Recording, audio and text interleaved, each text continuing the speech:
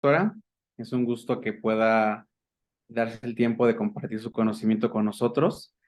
La doctora, su nombre es Elizabeth Xochitl García Cruz, es cirujano dentista, egresada de la Universidad Nacional Autónoma de México, es especialista en estomatología pediátrica por parte del Instituto Nacional de Pediatría, el INP, y actualmente tiene su clínica que se dedica principalmente a atender niños con discapacidades o niños con síndrome. Uno de los principales objetivos de esta plática en realidad es porque históricamente nosotros los médicos no le ponemos mucha atención al desarrollo de los dientes y nos hemos dado cuenta que en realidad podríamos hacer diagnósticos oportunos con ciertas anomalías dentales, ¿no?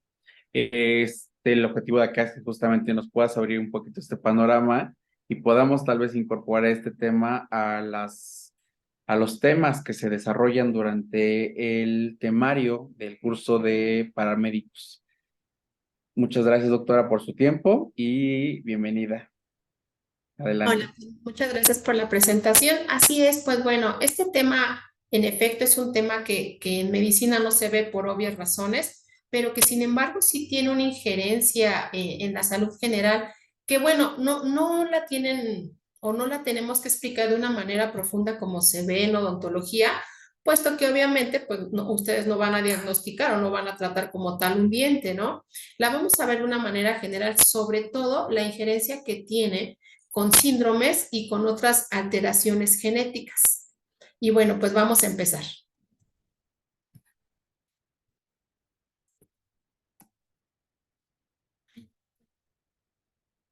Ok, pues vamos a empezar hablando que en la dentición general del ser humano a lo largo de la vida, pues tenemos dos recambios dentales. Normalmente iniciamos con una dentición primaria, que normalmente vamos a tener 10 órganos dentarios en la parte superior en el maxilar y 10 órganos dentarios en la parte inferior o en la mandíbula. En los adultos, en la dentición de adultos, vamos a tener en una normalidad 16 dientes superiores y 16 dientes inferiores. ¿Cuál es el objetivo de saber básicamente cuántos dientes debemos de tener? Porque bueno, cuando ustedes hacen la exploración bucal, podríamos fácilmente identificar si falta uno o si sobra alguno de estos en la cantidad de estos órganos dentarios. Claro que va a haber aquí una etapa más o menos que va como de los 7 a los 11 años, donde vamos a tener una dentición mixta. En esta etapa, justamente, pues como va a haber recambio, pues no se van a encontrar los dientes, ni los completos de la dentición permanente, ni los completos de la dentición decidua. Entonces, ahí donde sí tenemos que no valorar si hay anodoncias o si hay alguna normalidad en cuanto al número. Bueno, pues entrando ya propiamente al tema de odontogénesis, pues sabemos que la odontogénesis es un proceso embriológico de desarrollo que su principal objetivo va a ser pues formar los órganos dentarios, ¿no? Normalmente, ¿por qué le llamamos órganos dentarios en odontología? Más que llamársele dientes, se le conocen como órganos dentarios. Nuestra nomenclatura es así, ya que el órgano, el diente, pues va a contar con una arteria, una vena, un vaso linfático, por lo que entonces recibe el nombre de órganos dentarios. Estos órganos dentarios pues se van a desarrollar a partir de brotes epiteliales. Normalmente estos órganos dentarios se van a formar de la parte anterior hacia la parte posterior, tanto en el maxilar como en la mandíbula. Estos normalmente embriológicamente van a derivar de dos capas en especial. Van a derivar del epitelio ectodérmico, que va a dar origen justamente a lo que es el esmalte. El esmalte hay que tener mucha consideración porque es el único tejido de los dientes que va a derivar solo de esta capa, de la capa ectodérmica. Las demás capas, que también se le conoce como capas orgánicas, van a derivar del ectomesénquima. A decir, va a derivar la dentina, el complejo pulpar, que es lo que habíamos platicado, que era el nervio, la pulpa, un vaso linfático, va a derivar también la encía, el hueso alveolar, el cemento, que básicamente estas estructuras son de sostén al diente. La membrana periodontal es lo que va a derivar del ectomesénquima. Y normalmente aquí es donde va a estar el epitelio ectodérmico y haciendo interacción con el ectomesénquima. Recordemos que esta interacción del epitelio con el ectomesénquima siempre va a estar presente, por ejemplo, en la formación de piel, en la formación de aparato respiratorio, en la formación de aparato digestivo. Y bueno, esta estimulación también se va a dar en la odontogénesis. Normalmente entonces sabemos que necesitamos siempre un inductor, siempre algo que estimule. Este inductor básicamente va a ser el ectomesénquima o el mesénquima de el mesénquima que son derivados básicamente de las células de la cresta neural que están migrando básicamente hacia la parte cefálica. Normalmente este epitelio bucal ectodérmico, permítame un momento, estas fotitos no me dejan ver. Ok. Normalmente el epitelio bucal se va a encontrar en lo que nosotros vamos a conocer como la boca primitiva o el estomodeo. Ahí es donde se va a encontrar este epitelio bucal que va a estar estimulado por el ectomesénquima. La etapa de la odontogénesis va a estar dividida en dos grandes etapas.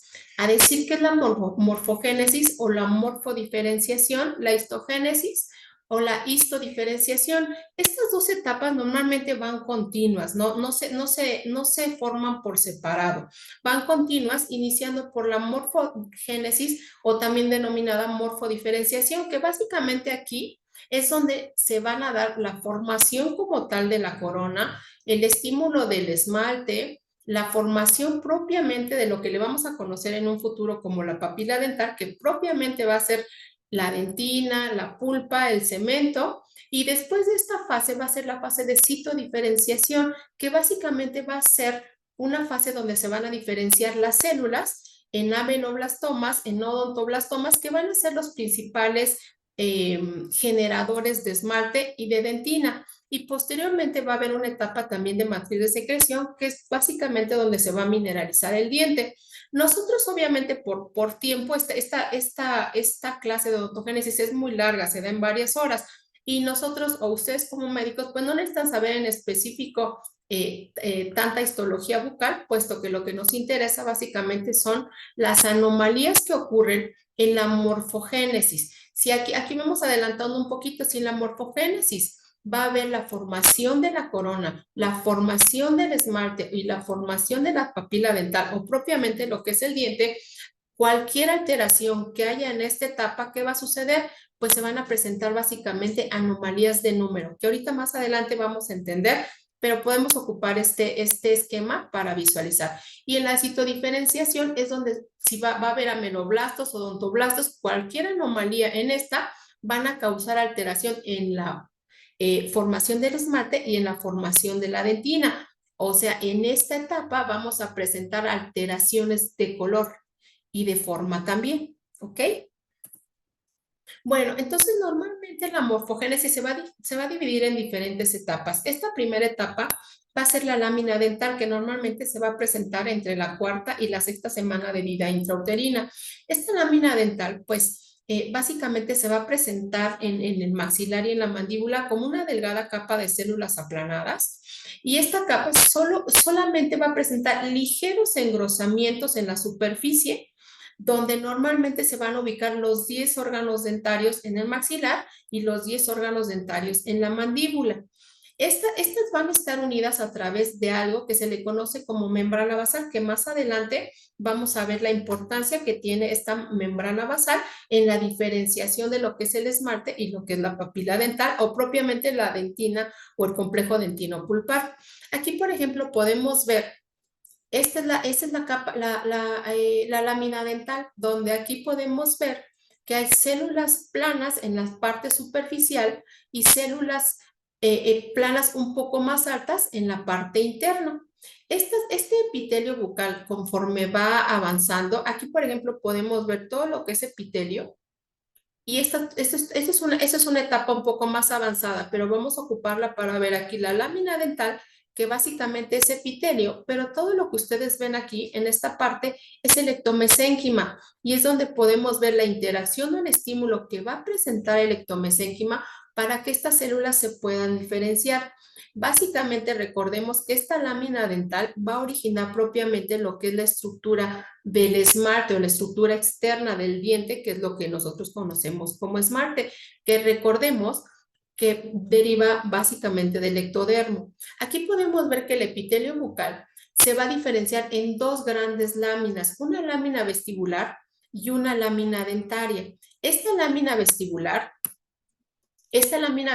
normalmente es la que nos va a dar lo que es el surco dental. Recuerdan normalmente que cuando nos separamos el labio, hay un espacio que nosotros le conocemos como mucosa bucal.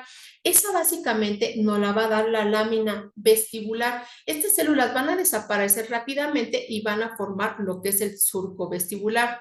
Sin embargo, lo que es la lámina dental es básicamente la que va a ser más estimulada y va a empezar a imaginarse dentro de lo que es la mandíbula o el maxilar, dependiendo. En este esquema podemos ver, por ejemplo, que aquí tenemos la lengua, aquí tenemos lo que es el maxilar, y esto que vemos aquí es el estímulo. Recordemos que en este tiempo también se está desarrollando lo que es la cara, es un tiempo en el que también se está desarrollando la mandíbula. Entonces, esto que ustedes ven también es el cartílago de Meckel, que también está ayudando a formar la mandíbula. Normalmente en esta etapa de lámina dental va a haber 10 estímulos que van a ser los 10 órganos dentarios temporales, pero también a su vez, más o menos al quinto mes, también va a derivar los 32 gérmenes dentales. Recuerden que estos 10 gérmenes dentales traen a un sucedáneo. ¿Por qué? Pues porque se van a recambiar. El que se forma también en esta etapa es el primer molar permanente. El segundo y el tercer molar permanente se forman cuando el niño tiene, en la etapa ya de pediátrica, cuando tiene 4 o 5 años. O sea, quiere decir que esta lámina dentaria permanece inactiva en el segundo y en el tercer molar. Aproximadamente a los 4 y 5 años se vuelve a estimular. La siguiente etapa de la odontogénesis se le llama estadio o brote, ya que se forman en esta etapa de estadio o brote, como lo dice, normalmente esta imaginación del epitelio bucal va a continuar y van a formar pequeños engrosamientos en lo que es la mandíbula o el maxilar. Aquí podemos, en este esquema, podemos ver lo que es el cartílago de Meckel, que está estimulando obviamente la formación de la mandíbula. Estas células son tan importantes que son células madre los que se encuentran aquí en este epitelio bucal. Estas células madre, que será tema importante de otro tema, actualmente se guardan, o sea, cuando se extraen los dientes temporales, se guardan estos dientes temporales gracias a este estímulo donde se guardan las células madre para tratar enfermedades del sistema nervioso. Eso es un tema muy bonito que posteriormente, si nos dan oportunidad, lo tocaremos. Y entonces aquí normalmente también podemos seguir viendo el estímulo que está teniendo el epitelio con el mesénquimo.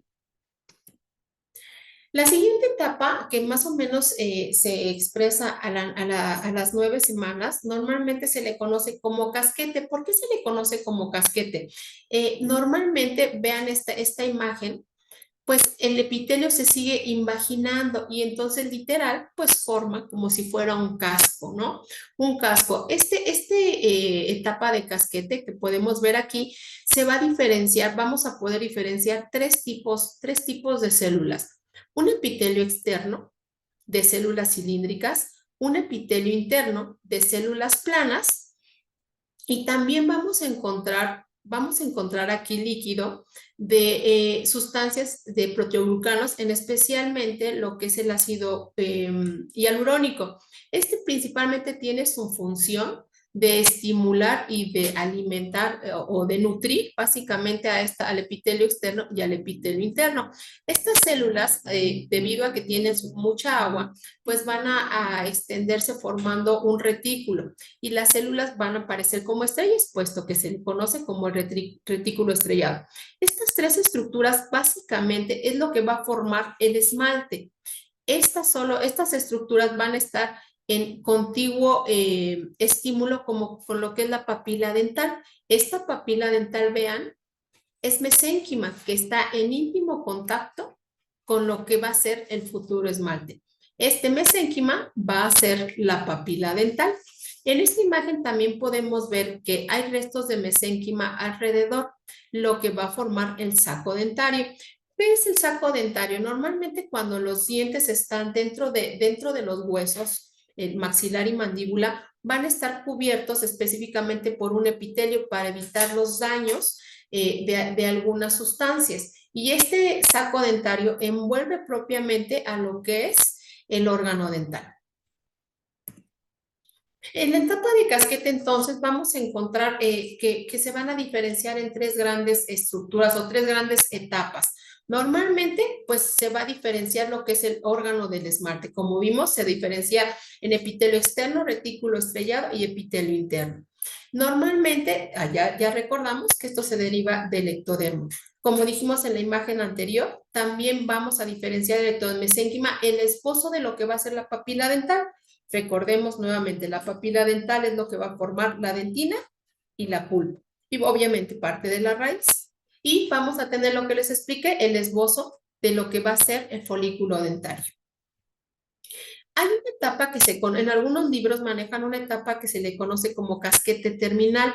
¿Qué diferencia esta etapa de la anterior? Que en esta etapa podemos ver una pequeña extensión de estos epitelios y esta extensión va a ser el órgano permanente que va a permanecer en este estadio de casquete hasta más o menos entre los 4 y 5 años que va a empezar a madurar para formar los órganos dentarios. Pero si ven, desde esta etapa, entre la cuarta y la octava semana, ya se puede ver el esbozo del diente temporal en los dientes obviamente sucedianos, en los 10 que nos van a salir. Esta etapa también se va a caracterizar por estas células. Estas células normalmente son cilíndricas y cúbicas, que normalmente se le conoce como nodo del esmalte o nudos de esmalte. Esta estructura es muy importante ya que nos va a diferenciar si va a ser un diente anterior o un diente posterior, es lo que nos va a dar las cúspides. No sé si las cúspides son aquellas estructuras en los dientes, si ustedes se han fijado en los molares, cómo tienen como montecitos, ¿no? O cómo se ve un molar más grande con cierta estructura. Esto es justamente, este nodo de esmalte es lo que nos va a diferenciar si va a ser una superficie plana en un diente anterior, como lo vemos que es una superficie como de cuchillo, o en un diente posterior que va a tener unas diferentes cúspides. ¿Por qué? Porque es un diente de trituración. Esas son las funciones de los dientes. Y esto es lo que nos va a diferenciar si es un diente anterior o es un diente posterior. Por eso en esta casquete terminal es muy importante este acúmulo de células que les conocen como nudo de esmalte. Después existe otra que se llama el estadio de campana, que normalmente va de la semana 14 a la semana 18, obviamente de vida intrauterina. En esta fase básicamente es la continuación de la fase de campana. ¿Qué es lo que sucede en esta fase? Finalmente, en esta fase vamos a encontrar lo que se va a imaginar mucho más lo que es el epitelio y vean cómo hace una forma propiamente de campana.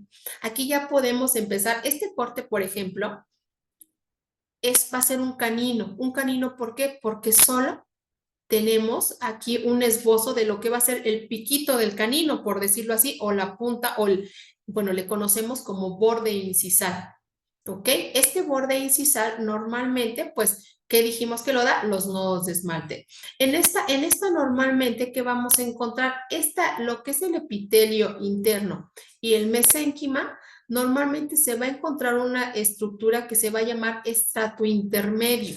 Este estrato intermedio, ¿qué es lo que va a hacer? ¿Qué es lo que se va a agregar al esmalte? Este estrato intermedio es lo que va a estimular la mineralización del esmalte y la dentina y va a estimular también la diferenciación en odontoblastos y ameloblastos. Por eso es tan importante ese estrato y este estadio de campana. Y es lo que les decía, normalmente hay una histodiferenciación en estas estructuras.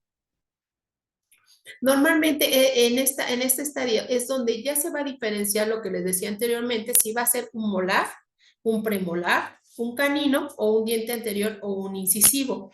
Y nos va a dar la forma como tal ya de los ameloblastomas y de los odontoblastos. Estas células aún son un poco inespecíficas, aunque ya tienen genéticamente la función de producir esmalte y de producir dentina, todavía son específicas y todavía no tienen función.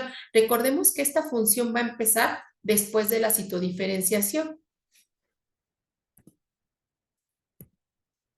Aquí en esta diapositiva podemos ver, normalmente la etapa de campana también se reconoce una etapa temprana y una etapa tardía. En esta diapositiva podemos ver, en esta etapa es una etapa inicial, donde aún podemos ver lo que es la papila dentaria, que está lleno todavía aún de ectomesénquima, que aún no se diferencia, pero ya podemos ver en esta estructura, en la unión con el epitelio interno, podemos ver ya la diferenciación de lo que va a ser los odontoblastos, que en el futuro van a producir dentina. Aquí podemos ver el retículo estrellado, el brote del diente permanente, y obviamente en esta etapa vean cómo ya se empieza a diferenciar y ya a dar la forma del futuro diente. En este caso, pues va a ser un canino. Si fuera un molar, por ejemplo, aquí se empezarían a ver la forma de las cúspides. En esta etapa también de campana, nosotros vamos a diferenciar lo que es la papila dental. Recordemos que la papila dental es lo que va a formar propiamente la dentina, la pulpa y la raíz. ¿Ok? Esta papila dental normalmente es donde ya vamos a diferenciar en esta diapositiva, como podemos ver, ya se empiezan a diferenciar los ameloblastos y los odontoblastos.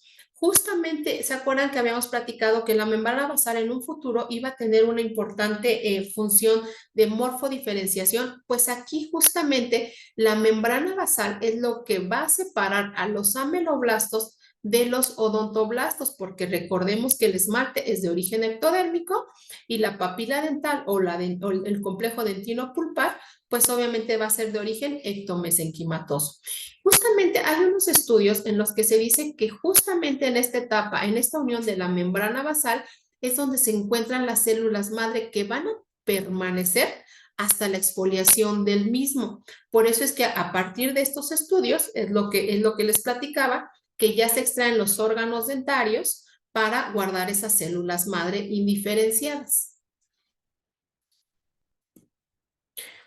Una de las últimas etapas de la morfogénesis va a ser el estado terminal o el folículo dentario. En esta etapa normalmente es donde se van a encontrar ya más específicas diferentes estructuras que nos van a dar el origen a las cúspides.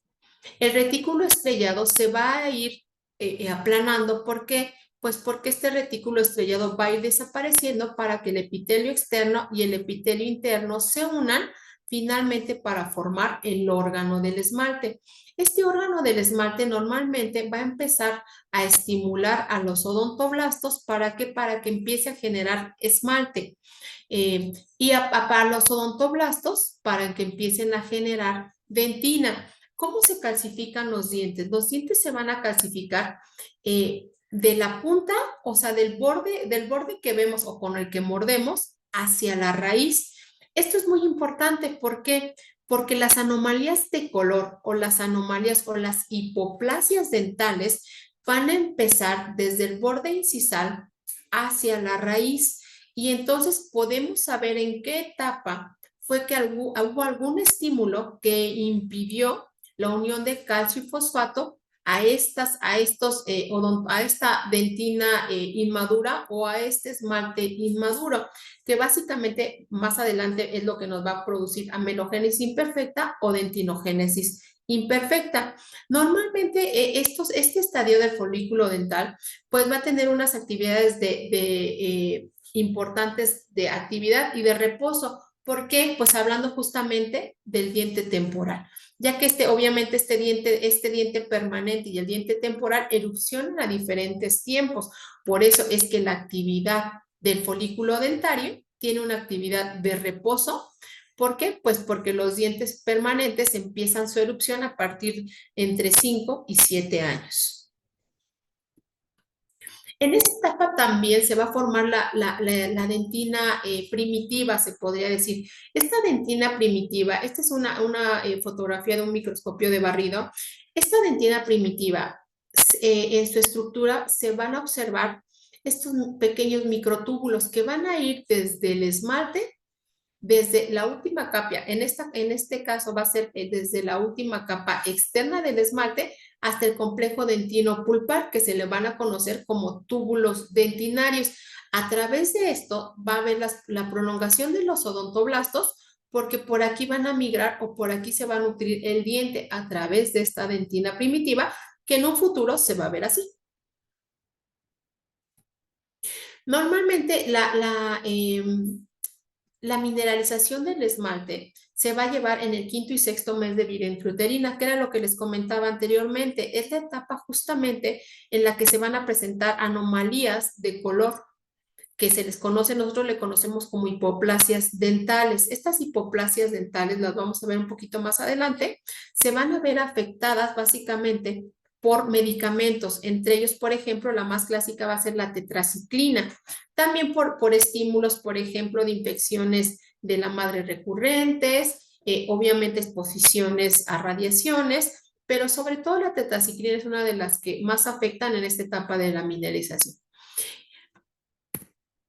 Aquí podemos ver ya una estructura mucho más madura de lo que es el folículo dental, en donde nosotros podemos ver lo que es la papila dental, que ya va a estar recubierta por una dentina, una predentina y una dentina. Esta predentina en el futuro también se le conoce como dentina secundaria, que básicamente es la que nos ayuda a evitar que la caries, o es la barrera principal para evitar que las bacterias de las caries entren al complejo pulpar, que básicamente el complejo pulpar es el que va a nutrir a todos los dientes. Aquí podemos ver, por ejemplo, estas prolongaciones que básicamente son los túbulos dentinarios.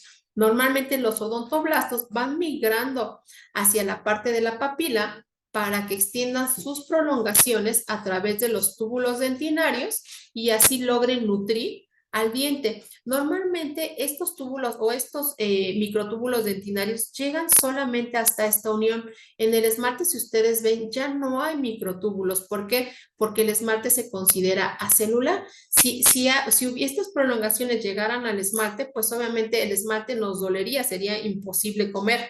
Por eso es que las personas que tienen sensibilidad quiere decir que el esmalte está muy delgado o que hay prolongaciones nerviosas que llegan hacia la estructura del esmalte. Y finalmente está el desarrollo de la raíz. El desarrollo de la raíz normalmente va a ser a través de una vaina que se le conoce como vaina de Herwin. Esta vaina de Herwin normalmente se va a desplazar hacia la parte apical del diente. El diente primero recordemos que se va a formar esta parte, la parte de la papila y la parte del esmalte. Posteriormente esto va a ir estimulándose a través de la vaina de Herwin, introduciéndose hacia el hueso maxilar o hacia el hueso mandibular, dependiendo el caso, ¿no? Esto va a hacer que el diente vaya erupcionando. El diente cuando el bebé nace aún no tiene desarrollada la raíz. Conforme esta vaina va estimulándose hacia abajo, el diente va erupcionando de tal manera que cuando el niño nace, o el niño, mejor dicho, el niño tiene entre 4 y 6 meses, esta raíz ya está completa, más no cerrada. Por eso es que el diente erupciona. Esto es muy importante. ¿Por qué? Porque también hay otra anomalía que vamos a ver más adelante en los dientes que se le conoce como dientes natales o neonatales, que son aquellos pequeñitos que nacen con los dientes o en los primeros 11 días de su nacimiento sale este diente. ¿Por qué? Porque la vaina de Herwin degenera muy rápido y entonces el diente se estimula y erupciona, pero la vaina de Herwin no tuvo el estímulo suficiente para crecer. ¿Qué pasa en estos dientes? Que estos dientes son muy fáciles de que se caigan. ¿Por qué? Porque no tienen raíz. Y finalmente es el desarrollo del patrón radicular. Este patrón radicular normalmente se va a estimular por las diferentes vainas de Herwin. Se pueden formar uno, dos o tres, dependiendo si va a ser un diente anterior, un diente posterior o un diente superior o un diente inferior. Recordemos que cada vaina de Herwin también va a traer un complejo dentino-pulpar. ¿Eso qué quiere decir? Que si un diente posterior tiene 3 raíces, cada una va a tener un nervio, una arteria y una vena, lo que le conocemos como de, ay, es que tengo 3 nervios. Es porque el nervio, los molares tienen 3 raíces y cada uno va a tener su propio complejo orgánico, su propio complejo pulpar. Y entonces aquí podemos ver todas las etapas del diente, normalmente la etapa de yema, recordemos que son pequeñas invaginaciones planas. Posteriormente estas invaginaciones van profundizándose y forman la etapa del casquete. Esta epitelio sigue imaginándose y forma lo que es la etapa de campana, donde ya podemos ver lo que es la papila dental. Y finalmente, vean cómo empieza a adelgazarse este epitelio y la papila dental empieza a estimularse, porque finalmente la papila dental pues tiene más estructuras. También la odontogénesis también se puede dividir tanto por su origen embriológico conforme su fisionomía. Normalmente ahorita nosotros lo manejamos por su origen embriológico. Y lo que decía finalmente el desarrollo de la raíz, cómo va introduciéndose todo lo que es la papila dental y el esmalte va rodeando a lo que es la corona. Recordemos que en la raíz nosotros no tenemos esmalte. Si ven aquí, solo rodea a lo que es la corona del diente. En la raíz se crea un tejido que se llama cemento. Este cemento es derivado de los odontoblastos. Y bueno, ya después de haber, espero les haya quedado más o menos claro esta parte, ya después de haber visto esto, vamos a ver propiamente lo que son las anomalías dentales. Teníamos que, era importante ver cómo se formaba, cómo era la odontogénesis para entender estas anomalías dentales. Y normalmente lo que les decía pueden ser de 2 tipos, ¿no? Por su origen embriológico, lo que hemos visto en nuestras diferentes etapas, lámina dental, etapa de casquete, etapa de campana, etapa de folículo, y se pueden clasificar normalmente en eso. Y por su fisionomía, esto es de acuerdo a cómo se ve el diente. Estos se van a clasificar en número, en tamaño, en forma, en estructura, en erupción o en posición. Esto normalmente ya por su fisionomía, básicamente es cuando el diente ya erupcionó. Pues estas malformaciones pueden ser de diferentes tipos, ¿no? Pueden ser hereditarias, que los padres tengan ya alguna anomalía. Pueden ser genéticos o ambientales, por ejemplo, genéticos por algún síndrome, y ambientales sea lo que dice si hay alguna manifestación de que la mamá tuvo antecedentes de tetraciclinas, tuvo radiaciones, todo esto en las historias clínicas en odontopediatría se pregunta. Y no porque vayamos a componer algo de una anomalía que se presentó embriológicamente, sino para saber el riesgo que hay de que lo presenten dientes permanentes o el riesgo que hay que presente algún síndrome sus generaciones posteriores. Entonces, aquí vamos a tener que en la etapa de yema normalmente vamos a tener, recuerdan que la etapa de yema es donde principalmente, o donde la etapa de yema es donde principalmente se establecen estas invaginaciones o estos engrosamientos en lo que es la lámina dental de la mandíbula y del maxilar. Si una de estos engrosamientos no se formara, ¿qué vamos a tener? Anomalías de número, entre ellas anodoncias o hipodoncias. Anodoncias es la ausencia total del órgano dental o hipodoncias cuando estos órganos son más pequeños, ¿ok?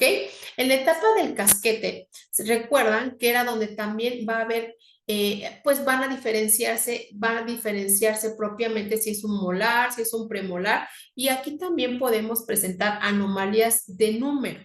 La etapa de campana es donde ya se establece si va a ser molares, premolares y vamos a tener alteraciones de forma o de tamaño. En la etapa folicular, que es donde se iba a remineralizar el diente, es donde vamos a tener alteraciones de color o de estructura, donde básicamente se va a presentar lo que es la dentinogénesis o la amelogénesis.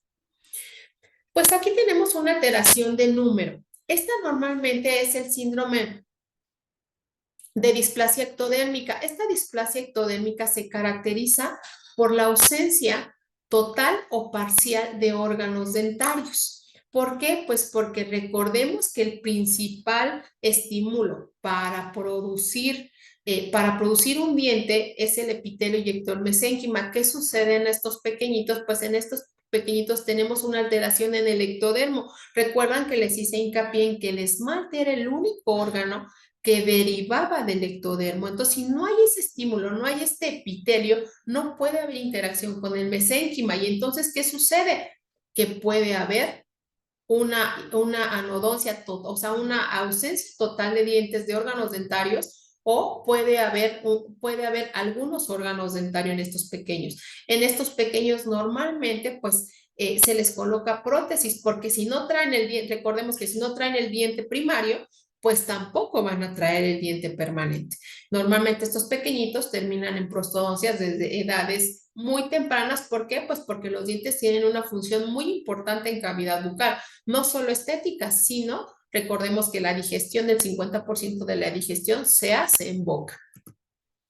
Y aquí tenemos otras anomalías de ausencia. Por ejemplo, cuando tenemos alteraciones del labio y paladar hendido, normalmente normalmente en la zona donde estas crestas palatinas no se van a unir, pues obviamente tampoco va a haber interacción del epitelio con el entomesénquima, y por ende en las fisuras vamos a tener la ausencia del órgano dentario.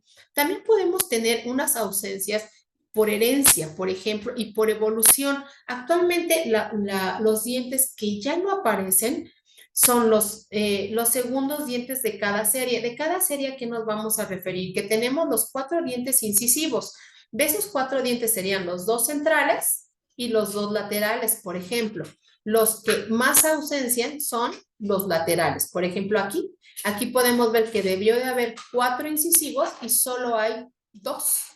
Y siguen los caninos. Los caninos no deberían de estar aquí. También los premolares, puede desaparecer el segundo premolar, y de los molares, el tercer molar es el que va involucionando. Hoy en día es más frecuente ver estas involuciones en los pequeños que ya no traen ni segundos premolares ni terceros molares, pero eso es por evolución genética, no tanto por alguna alteración ambiental.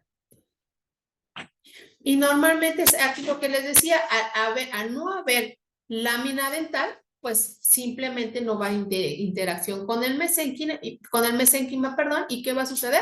Pues no va a haber este estímulo y no se va a iniciar la odontogénesis. ¿Qué pasa en esos pacientes? Pues también terminan con prótesis dental, o bueno, actualmente ya cuando se hacen, ya hay más avances, se pueden hacer estímulos, se pueden colocar hueso artificial y después colocar implantes cuando estos pacientes ya están operados. Aquí, por ejemplo, podemos ver esta radiografía panorámica donde podemos ver, aquí podemos ver, es donde un paciente de paladar hendido, con labio y paladar hendido. Aquí podemos ver la ausencia total, obviamente, de hueso palatino y de órganos dentarios. En todo lo demás, donde hubo el estímulo, pues podemos ver los dientes permanentes y los dientes deciduos y los dientes permanentes. Pero donde no hubo estímulo, no hay ni dientes temporales ni dientes permanentes. Bueno, pues este síndrome es muy interesante, ya que normalmente los pacientes con holoprosencefalia también se relacionan con otro síndrome que se le llama síndrome de incisivo central único. Este síndrome de incisivo lateral único puede ser nada más en pacientes que normalmente no tienen, no van a tener características sindromáticas, pero hacer la revisión dental solamente van a tener un incisivo central único. ¿Qué es lo que sucede en este tipo de pacientes que nos llegan a la clínica y solamente tienen esta característica? Pues nosotros tenemos, como estomatólogos, tenemos la obligación de hacerles el consejo genético. ¿Por qué? Porque las siguientes generaciones, porque pueden tener una expresión mínima del síndrome del incisivo central único. Recordemos que este síndrome está relacionado en la siguiente etapa con la holoprosencefalia. Entonces, se les manda el estudio genético, no porque el paciente pues vaya a tener alguna alteración de esa, sino porque sus siguientes generaciones pueden tener más características de este síndrome simplemente por presentar el incisivo central único. Pero es importante pensar que este incisivo central único no es que solo le haya salido un diente, lo vamos a ver más adelante. Miren, aquí vean cómo está el incisivo central único, sino que también puede ser un incisivo central único causado por la unión de dos dientes, por ejemplo, o que un diente se haya querido dividir, que a esto le vamos a conocer como dientes geminados o fusionados, que básicamente en qué etapa pues se van a presentar. Se van a presentar en la etapa donde hay una separación de los tejidos y cada órgano dentario, en la etapa de casquete, cada órgano dentario va a estar separado, pero cuando el epitelio se une, el epitelio del esmalte se une con el epitelio de otro esmalte, ¿qué nos va a formar? Nos va a formar dientes fusionados. Este es un caso que apenas tuvimos aquí en la clínica de un diente fusionado. Esto, si ven aquí, pues solo tiene el central y los dos dientes temporales. Estos en realidad eran los dos dientes temporales que vean, cada uno tiene una raíz. Estos dientes se les llama fusionados, que son dos dientes que nada más se unieron por el esmalte. Sin embargo, también puede ser que se hayan querido, que esta papila dental haya querido dividirse, pero que sea una sola raíz. Esto se le conoce como dientes geminados o dientes gemelares, por decirlo de alguna manera. ¿Cuál es la principal alteración de estos dientes? Pues que no vamos a tener la formación del diente permanente. Esta es una de las causas más importantes cuando vemos un diente geminado, que no va a tener el estímulo o no va a traer el esbozo del diente permanente. Entonces, cuando vemos esto, es necesario sacarle una radiografía para observar si es una geminación, una función y descartar que traiga ausencia de su órgano sucedario. Aquí vemos, vean como una geminación es un diente que la papila dental intentó dividirse, pero que es una sola raíz. ¿Ok? Es importante hacer el diagnóstico diferencial con el diente central único, con el síndrome del incisivo central único, porque puede ser que nada más tenga una fusión y una geminación. Por eso es importante una radiografía, porque si sucede esto, no tenemos que hacer un consejo genético. También en anomalías de número vamos a presentar este síndrome, es el síndrome cleidocraneal, que va a estar íntima. Normalmente el gen específico que está afectado es el RUNX2, que normalmente lo vamos a ver ahorita un poquito más adelante, que normalmente va a también formar parte de los genes que estimulan e intervienen en la odontogénesis. Y pues bueno, si ustedes ven, va a haber una alteración en la matriz ósea de estos pacientitos. A ver, alteración en la matriz ósea, vean la cantidad de órganos dentarios que se forman. Hay múltiples, se les llama dientes supernumerarios. Estos dientes supernumerarios pues pueden ser muy parecidos a los órganos dentarios normales o pueden ser amorfos, como es en el caso de este dientito. Este dientito pues es un diente que se formó un brote más, por decirlo de alguna manera, se formó un brote más y entonces vean, este tiene una forma cónica, que es lo que decimos que este normalmente se forma en la línea media y por eso recibe el nombre de mesiodem. ¿Qué es lo que ocurre con esos mesiodem? Pues es que es un diente adicional que puede alterar la estabilidad y el acomodo de los dientes en el arco dental.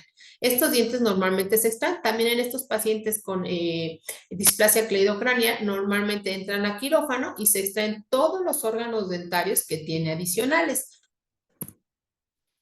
También vamos a tener alteraciones de tamaño. Estas alteraciones de tamaño pueden ser aisladas, como habíamos pensado, porque también pueden ser verdaderas o falsas. Estas alteraciones de tamaño pueden ser falsas cuando, por ejemplo, el paciente, sus padres son de diferentes tamaños y hereda, por ejemplo, el maxilar y la mandíbula de su papá que son grandes y hereda el órgano dental de su mamá que es pequeño o que es grande. Y entonces puede haber pensar que el diente es muy grande para unos huesos maxilares pequeños o es muy pequeño para unos huesos maxilares muy grandes. Sin embargo, cuando es generalizado, tenemos que pensar en esta alteración, que es un gigantismo hipoficiario. Normalmente en el gigantismo hipoficiario hay un gen en específico que también interviene en la odontogénesis, que es el IF1. Entonces, al haber una alteración en la mutación de este gen, pues entonces vamos a tener un estímulo también en el crecimiento de los órganos dentarios. ¿Y qué resulta de estos pacientes? Que al tener macrodoncia, que así se le conoce, al tener macrodoncia, también van a tener alteraciones en el acomodo, que los órganos dentarios no van a caber y van a tener apiñamientos dentales. Sin embargo, esta macrodoncia, indistintamente que esté relacionada con un gigantismo hipoficiario, también puede ser aislada, como en el caso de este premolar. Si notan aquí, es un premolar mucho más grande. ¿Qué es lo que sucedió? Que el retículo estrellado, recuerdan el retículo estrellado, no se absorbió, no se aplanó, y entonces por ende el esmalte se forma muy grande. Sin embargo, cuando notamos esta alteración, también sería importante hacer un consejo genético si el paciente rebasa los percentiles para su edad. Si rebasa los percentiles para su edad y aparte tenemos estas macrodoncias, es nuestra obligación también mandarlo con el pediatra a hacer una interconsulta para descartar, porque recuerden que esto empieza a manifestarse en la adolescencia. Y entonces que descarte una alteración en una alteración hipoficiaria. Y la microdoncia, pues la microdoncia también es lo que les decía, puede ser real o puede ser relativa, ¿no? Real cuando los órganos dentarios son más pequeños de lo normal y tenemos huesos, por ejemplo, tenemos un hueso normal y los otros dientes están normales y sin embargo vamos a tener una anomalía, un diente más pequeño. ¿Qué sucedió? Que aquí el epitelio reducido del esmalte se contrajo tanto que ya no dejó desarrollar a la papila dental. Esto normalmente, pues en los pacientes se da mucho. Los pacientes con síndrome de Down pueden tener muchas alteraciones dentales. Entre ellas, la microdoncia es una de las principales. Es una de las principales, pues porque hay una alteración en la formación de la papila dental. Normalmente también tenemos cúspides accesorias. Recuerden que las cúspides accesorias se desarrollaban en la etapa de campana terminal.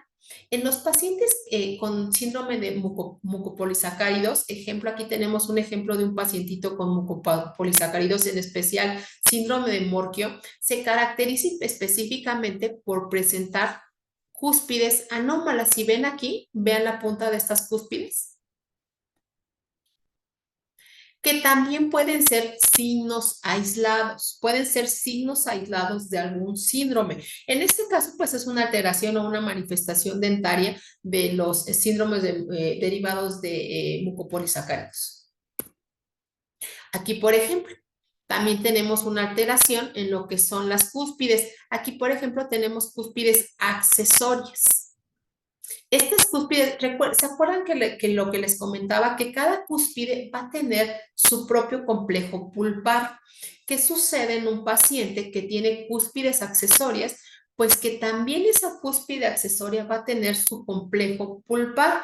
¿Y qué sucede? Que nosotros tenemos que tener especial atención en esos pacientes, o ustedes cuando lo revisen, si ven estas cúspides accesorias y ven con caries, es necesario que los envíen porque son dientes que tienden a endodoncia a muy tempranas edades.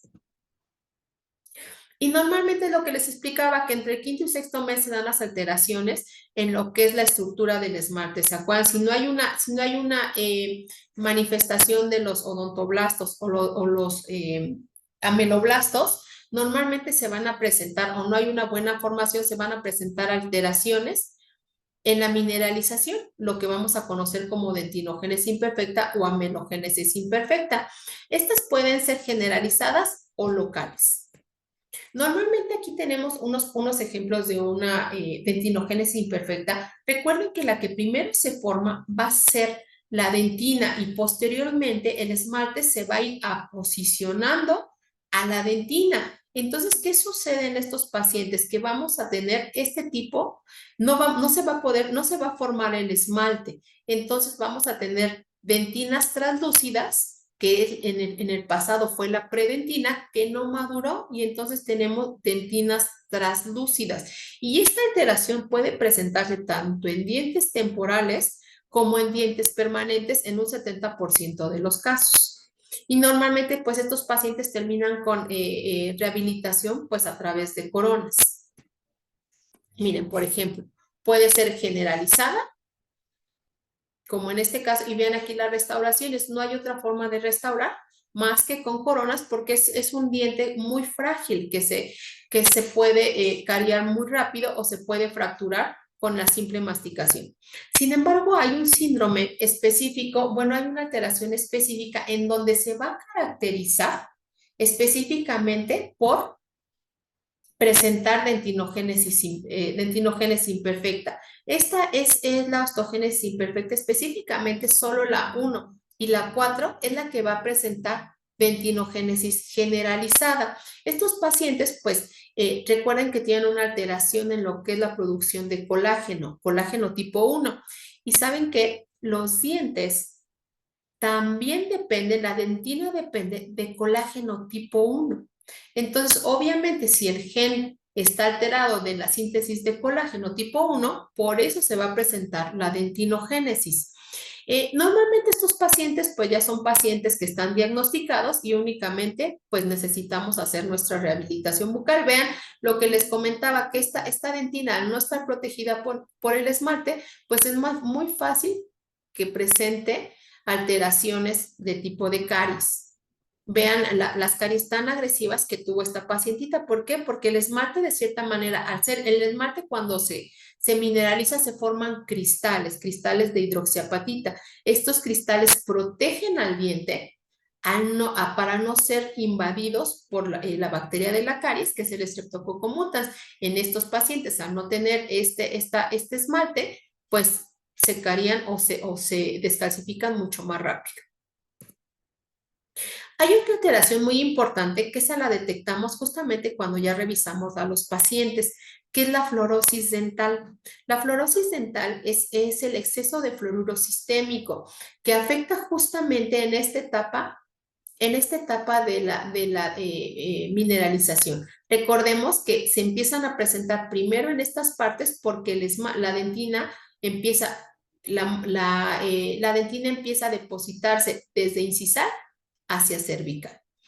¿Qué es lo importante nosotros? Ya hay diferentes grados, por ejemplo, este se le conoce como en copo de nieve, ¿no? Fluorosis en copo de nieve, y esta ya es una dentinogénesis generalizada. Normalmente se presentan en pacientes en el sureste, en el norte de México, por el exceso de flúor en el agua. Pero ¿qué es lo importante de nosotros saber que tiene fluorosis? Bueno, nosotros me decíamos, pues sí tiene manchas, tiene fluorosis, pero ¿qué es lo importante de saber de esta etapa? Que esta fluorosis también se va a presentar o también puede alterar a la formación o a la calcificación de huesos, que claro, aquí la doctora Mariana nos podrá hacer más amplio este tema de la fluorosis en los huesos. ¿Cuál entonces sería o cuál sería su tarea de ustedes? Que ustedes al detectar manchas en los dientes generalizadas y en forma de espejo, tendremos que hacer un estudio de la densidad ósea para evitar estas alteraciones. Es ahí donde les digo, donde entran ustedes. Y esto es lo que les explicaba, cuando hay una formación, cuando hay una alteración de la vaina de Herwin, normalmente estos pacientitos recién nacidos pueden tener o nacer ya con los dientes. ¿Cuál es la manifestación de estos órganos dentarios? Que salen antes de que tengan formada la raíz, que estos órganos dentarios no tienen sujeción al hueso dental, son órganos que están móviles y pueden caerse y pueden causar broncoaspiración en el bebé, o si tienen un poco de raíz, también pueden lastimar en la succión a la mamá al pezón. Y normalmente aquí en la lengüita, normalmente se forma una alteración por el constante rozamiento de la parte ventral de la lengua, formando algo que se le llama úlcera de Rigafede. En esos casos, la solución para estos dientitos, se les tiene que tomar una radiografía, aunque ustedes no lo crean, a esa edad se les toma una radiografía para ver si son dientes supernumerarios, 1, si son dientes de la fórmula dental, 2, y si tienen raíz. Si tienen raíz, pues obviamente se dejan. Si no tienen raíz, se tienen que extraer para evitar la broncoaspiración. y si tienen raíz y están tienen un borde incisal muy abrasivo, se les tiene que colocar resina para evitar la alteración o para evitar la úlcera de Riga-Fede en la parte ventral de la lengua. ¿Qué quiere decir? Estos pacientitos no los recibimos nosotros. Bueno, nosotros que estábamos en el hospital, pues sí los podíamos ver, pues que los pediatras nos hacían la interconsulta, pero normalmente no nos llegan. ¿Quién ven estos pacientes? Pues los ven ustedes. Ustedes son los que reciben a estos primeros pacientes y pueden observar básicamente si cuando revisen la cavidad bucal, si ya tienen órganos dentarios y entonces remitirlos. Normalmente el tratamiento cuando se realizan las extracciones, pues obviamente recordemos que los pacientitos pediátricos recién nacidos pues aún no tienen la suficiente vitamina K, que recuerden que la vitamina K va a ser la que va a desencadenar la cascada de coagulación. Entonces, en el hospital, por ejemplo, cuando nos mandan para extracciones, pues primero se mandan con el pediatra para la administración de vitamina K y podamos extraer estos dientes sin que tengamos una anomalía en la coagulación. Y es donde les decía que normalmente pues ustedes son los que pueden remitir a estos pacientes porque son ustedes la primera línea. Este, por ejemplo, es un paciente del hospital que pobrecito, pues bueno, cursaba su diagnóstico principal, era epidermólisis bulosa. Ok, aquí pueden ver las alteraciones que tiene importantes en lo que es en la apertura bucal. Pero hay algo bien importante en los genes que están implicados en la odontogénesis. Porque ahorita les voy a platicar. Normalmente, uno de los principales genes que están involucrados en la odontogénesis van a ser los genes HOMebox, específicamente el MSK1 y el PAX9, que bueno, ustedes que son más expertos en embriología saben que están involucrados en muchos más procesos. Estos hubs se van a ver estimulados por los BMPs y normalmente estos en especial, que normalmente se presentan en la odontogénesis, van a ser los principales responsables de la hipodoncia y de la oligodoncia. Recordemos que estos genes son los que estimulan al desarrollo o al estímulo del primer arco braquial. También hay otros genes que normalmente van a estar presentes en la odontogénesis, van a ser muchos. Normalmente el factor de estimulación, normalmente va a regular la morfogénesis, el desarrollo epitelial, estimula la producción celular. Los ONIC también van a regular el crecimiento y la forma del diente. Los factores de beta también intervienen en el estadio de brote. ¿Qué quiere decir? ¿O por qué vamos a hablar de genes? Porque justamente muchas de las alteraciones genéticas van a alterar o están intervenidos estos genes. Cualquier estímulo en estos genes, ¿qué nos va a causar? Nos va a causar anomalías dentales. Aquí tenemos un cuadro, nada más un cuadro representativo de que vean cuántos genes intervienen en la odontogénesis, que si ustedes ven, coinciden estos genes coinciden con otros estímulos en específico que desarrollan todo el sistema embriológico. Entonces, la alteración de estos genes, pues también se va a ver alterado la alteración en la odontogénesis. Pero, ¿qué es lo importante de estos genes? Hay un gen en específico que es el WNT. Este WNT es estimulado por el AXN2. Este AXN2, perdón, normalmente la alteración de este gen es responsable del cáncer de ovario y colorectal. ¿Qué quiere decir con esto? Que en pacientes que nosotros a edades tempranas detectemos hipodoncias, tenemos estos pacientes cuando detectamos las hipodoncias, tenemos 9.1% más que presenten, sobre todo obviamente niñas, que presenten cáncer de ovario.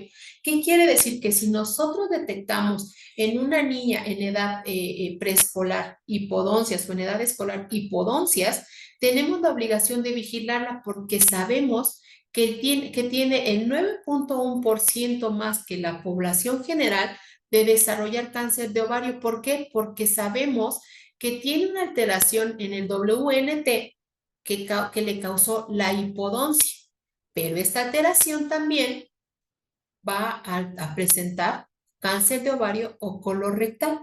Ahí es donde podemos observar que no solo es un diente, sino es la relación que va a tener la odontogénesis o lo que compartamos genes con otros desarrollos en la embriogénesis con alteraciones oncológicas.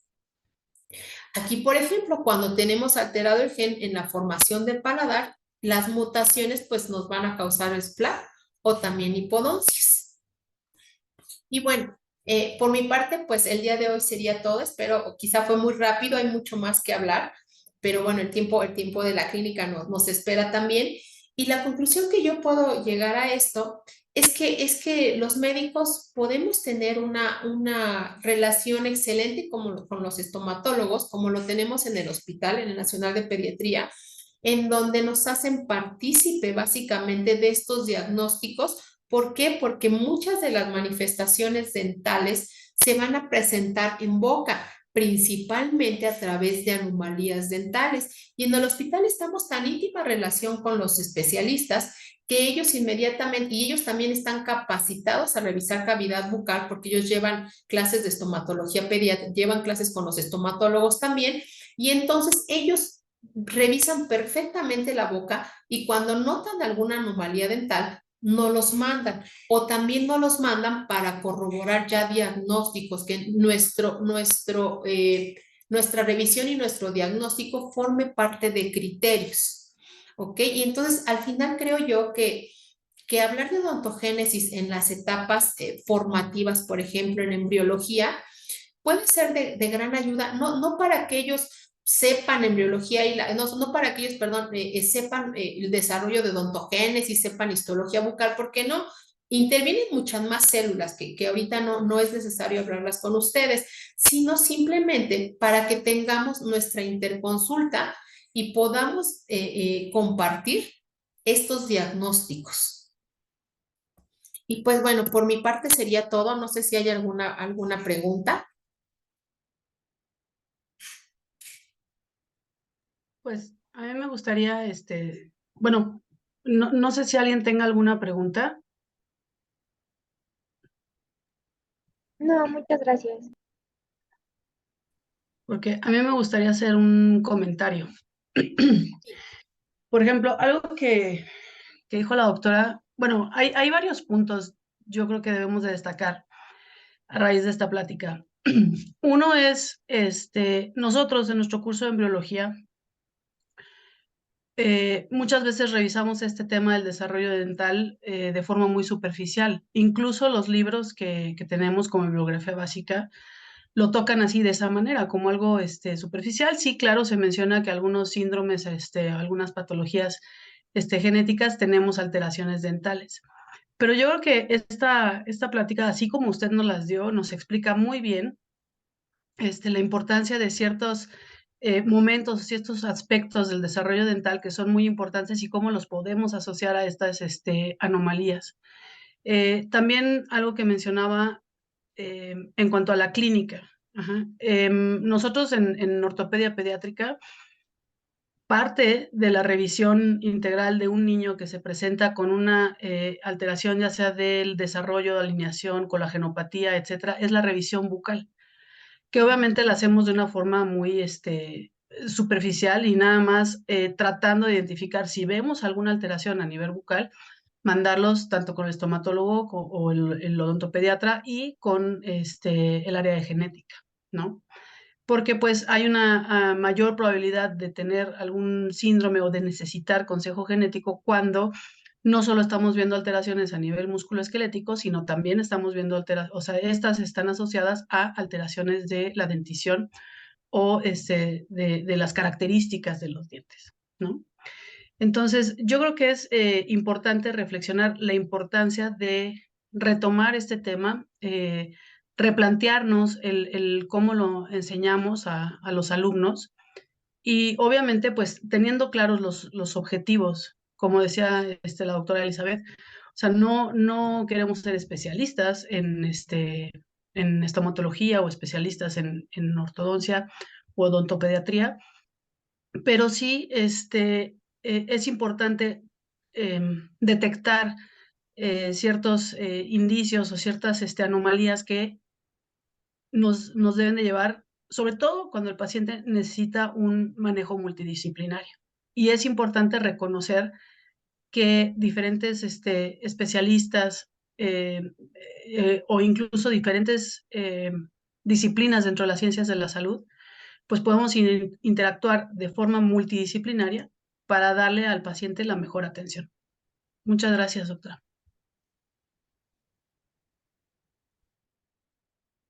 Gracias. Mel, ¿quieres decir algo? Sí, quiero leer también los comentarios que han dejado en el chat. Dice el doctor Rogelio, excelente conferencia. La doctora Ana Lilia, muy completa la presentación. Muchísimas gracias. Y la maestra Elsa Liliana también menciona que estuvo muy interesante. Gracias. Gracias. Vale, pues con eso terminamos nuestra sesión del día de hoy. Muchas gracias, doctora Elizabeth, por tomarse el tiempo de darnos esta lección de odontología y de los dientes. Y pues, muchas Órganos gracias y la sesión dentarios, quedará doctor. grabada. ¿Perdón? Órganos dentarios. Recuerden que son órganos dentarios. Órganos dentarios. Todos aprendemos algo. Vale, pues muchas gracias. Y pues la sesión queda grabada para todos nosotros y estaremos haciendo una encuesta posterior para ver si este tema lo recuperamos para reincorporarlo otra vez en nuestro temario, ya que acabamos de ver que es de gran importancia, sobre todo para cáncer, que son los temas que mencionó la doctora, o para importancia en el desarrollo del esqueleto, ¿no? Entonces, en su momento veremos la relevancia de este tema para incorporar en nuestro temario, ¿vale? Antes de despedirnos, doctor Adrián, quisiera recuperar 2 comentarios que están en el chat, que se los acaban de postear, si me lo permite. Sí, claro. Adelante. Sí, sería, el doctor Rogelio Lozano comenta, la odontología es todo un campo disciplinario complejo y esto es importante para valorar si se incluye en el programa de la asignatura como conocimientos necesarios e indispensables para el médico. Y el doctor René Escalona comenta, para recapitular, para recapitular, ¿cuál diría que es la patología más frecuente en México? Pues normalmente la nodoncia. La nodoncia o la hipodoncias es la que actualmente más se presenta en la clínica. Es lo que les platicaba que por evolución, más pacientes nos llegan con ausencia de laterales, ausencia de segundos premolares y ausencia de terceros molares. Entonces es la patología que más se presenta en los niños, por ejemplo. Perdón, Seguido, doctora, obviamente, por fluorosis, por anomalías de mineralización como fluorosis. perdón, doctora, ¿cuál era la primera que dijo? Se cortó un poquito. Anodoncias. Anodoncias, ok. Alteraciones en número básicamente son las patologías que más podemos ver en la clínica. Y seguido por lo de hipoplasias dentales. Muy bien. También comenta el doctor René que si nos puede recomendar una referencia, me imagino que es una bibliografía, ¿no? Para Sí, profundizar en el tema. básicamente hay un libro en específico que es pues propiamente de histología bucal. Ahorita se los pongo en el chat posteriormente, se los dejo al doctor, histología, embriología e ingeniería tisular y bucodental, que básicamente este libro, pues básicamente odontogénesis es un capitulísimo entero, ¿no? O sea, es un capítulo bastante, no sé, muy completo, donde justamente este libro nos toca todo lo que son los genes, porque sí les he de comentar que en odontología cuando nos dan este tema jamás nos dicen de genes, ¿no? Este libro está súper completo y obviamente esto que yo les di de odontogénesis es una parte pues superficial, porque este libro ahonda muchísimo en histología, muchísimo en genética, que bueno, por el tiempo y porque tampoco, pues como dice bien la doctora Mariana, no vamos a hacer los especialistas en odontogénesis, ¿no? Sino lo que se necesita saber para el área, ¿no? Pero este libro, Histología y Embriología e Ingeniería Bucal del doctor Gómez Ferraris, es bastante completo para estos temas en general. Y en general para cabeza y cuello, porque pues está dedicado pues, para odontología básicamente. Y sí, el tema de odontogénesis es muy amplio, a diferencia de Carson, a diferencia de Lachman, que obviamente los tocan 2 o 3 páginas. Hay una pregunta por parte del doctor Esteban. Doctor Esteban, adelante.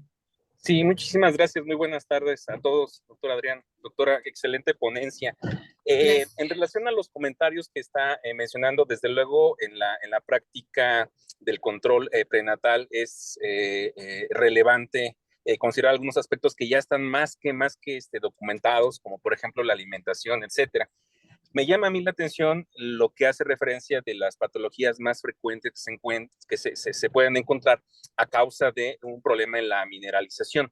Por ejemplo, en esta situación, ¿usted qué recomendaría? ¿Cuáles serían, por ejemplo, para el médico general, que a veces es el de primer contacto, o aquel que le va a llevar a cabo el control prenatal, para poder recomendarle a fin de evitar estos problemas? Por ejemplo, mencionaba el problema de la fluorosis, ¿no?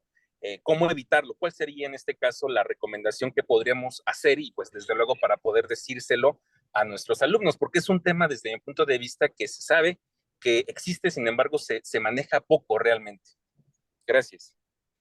Pues sí, pues mira, mire, básicamente recordemos que las anomalías pues se presentaron desde el origen embriológico. Detectarlas ya clínicamente, como usted dice, pues no hay mucho, ya se presentan, por decirlo de alguna manera. El trabajo del pediatra, el trabajo del médico general o del especialista que revise al pequeñito, pues obviamente es canalizarlo inmediatamente con el odontopediatra. ¿Por qué? Porque nosotros ya básicamente actuamos directamente sobre la anomalía, porque ya está, esa no la podemos prevenir, por decirlo así. Por ejemplo, en las mamás, pues obviamente se les recomienda que no les den tetraciclinas, ¿verdad? Pero todos los demás factores ambientales no los podemos controlar. O sea, las radiaciones, se les hace las recomendaciones para evitar todos estos a las mujeres embarazadas también, ¿no? Pero por eso también ya existe la clínica del bebé. En odontopediatría, afortunadamente, existe la clínica del bebé y lo que se trata de hablar básicamente es con los ginecólogos, en este caso, por decirlo así, que son nuestro primer contacto, pues te podría decir que con el bebé, ¿no?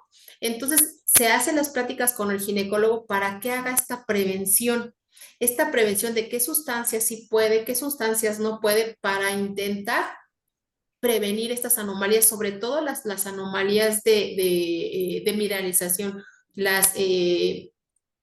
se me fue el nombre, las anomalías, por ejemplo, de la fluorosis, la dentinogénesis, que nosotros le conocemos básicamente como las hipomineralizaciones, perdón, que esas nos llegan muy frecuente en dientes anteriores y en dientes posteriores. Entonces, la idea es inicialmente pues capacitar al ginecólogo para que nos dé, pues les haga las pláticas a las mamás. Posteriormente, cuando ya los pequeñitos ya son recién nacidos y lo reciben los pediatras, por ejemplo, es detectar esas anomalías y mandarlos inmediatamente al odontopediatra.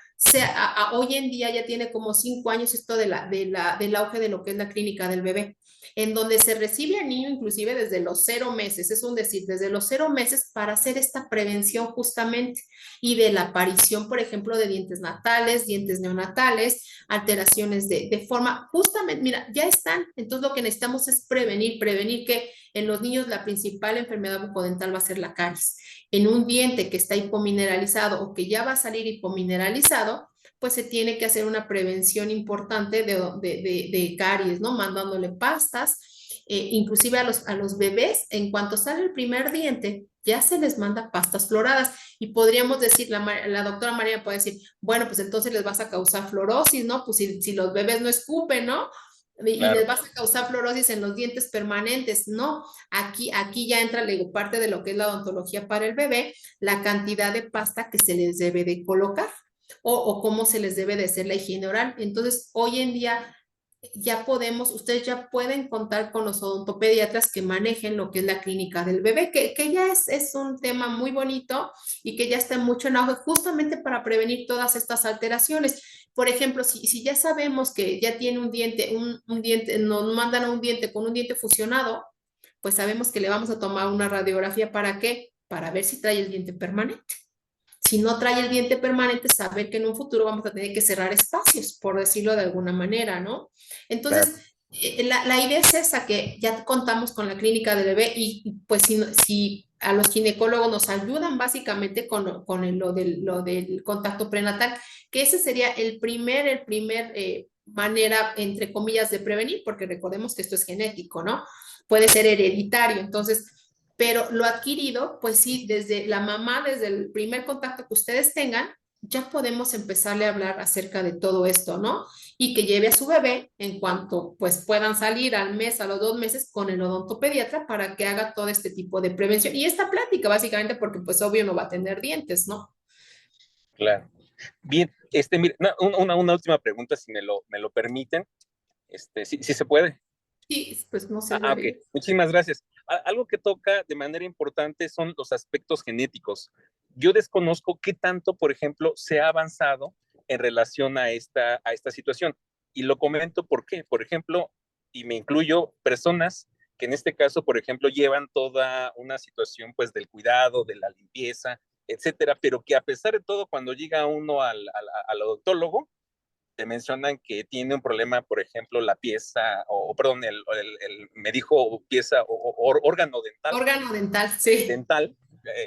también es un concepto nuevo para mí, pero que te dice, bueno, ¿sabes qué? Es que ya tiene un proceso de caries avanzada, hay que hacer una endodoncia, porque la pieza aparentemente por fuera se ve bien, pero por dentro prácticamente está hueca, ¿no? Entonces viene una situación y le digo, me incluyo, ¿no? Que a pesar de, por ejemplo, toda esta parte también preventiva que se lleva a cabo, tenemos estos problemas porque ciertamente, bueno, quienes en este caso me han informado, quien he consultado, me dicen, pues bueno, es que es un aspecto genético. Y sí es cierto, porque en relación a ello, por ejemplo, lo puedo visualizar con mis hermanos, que tenemos problemas también similares, ¿no?